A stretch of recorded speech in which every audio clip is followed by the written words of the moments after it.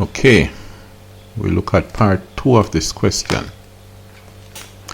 Each day Mr. Thomas uses $163 to make the bottles of juice and the cakes.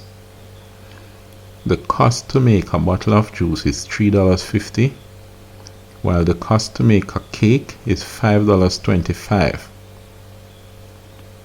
Write an inequality to represent this information. Alright. Now, here, the cost to make a bottle of juice is $3.50. The juice is represented by X. So each bottle of juice is $3.50. 2 bottles of juice would be $7, and so on. So the amount of money to make each bottle of juice is 3.5,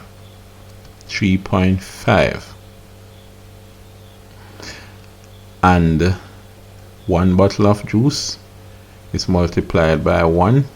2 bottles of juice is multiplied by 2. For 3 bottles of juice is multiplied by 3, and so on. So for whatever number of bottles of juice, he makes X bottles of juice, so this must be multiplied by X. So it's 3.5 times X. Alright. Plus now, he spends more money to make the cake. $5.25 each, in fact. So it's 5.25 for 1 cake. You multiply this by 1. For 2 cakes, it's double that amount of money, it's 2. For 3 cakes, triple this amount of money is 3, and so on. Now, how much cakes does he make? He makes Y cakes each day. So it's going to be 5.25 multiplied by Y.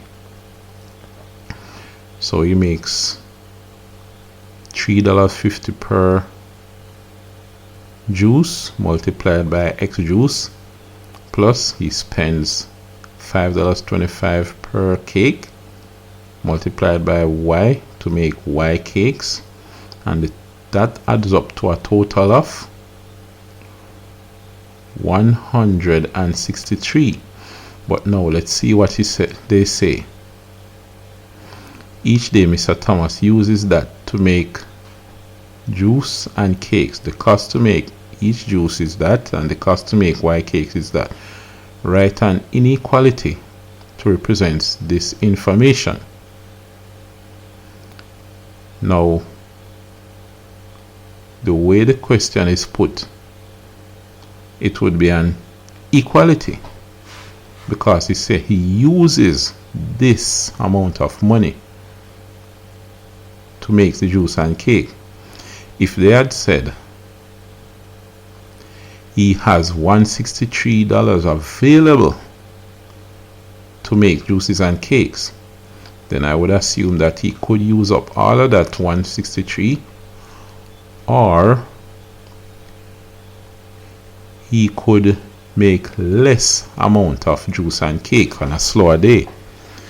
So what I would have in that case is an inequality less than or equal to. Alright, so that now would be our inequality.